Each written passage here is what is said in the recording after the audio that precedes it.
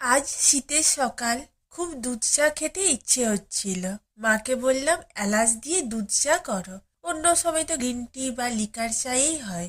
সাথে ছিল নোনতা বিস্কুট, একটু মশলা ছড়ানো ছিল উপরে। টিফিনে ছিল ম্যাগি আর ডিম ভাজা।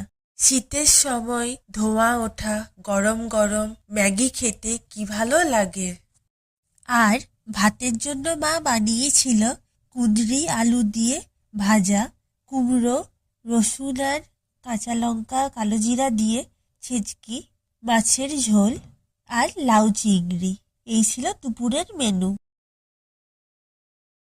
সন্ধেবেলাতে মা ম্যাগি, বিট, বিনস, পেঁয়াজ এইসব দিয়ে পকোড়া বানিয়েছিল। আর রাতের বেলা মা ডিম পাউরুটি বানিয়েছিল। আজকে আর রুটি হয়নি। Thank you to all of my viewers.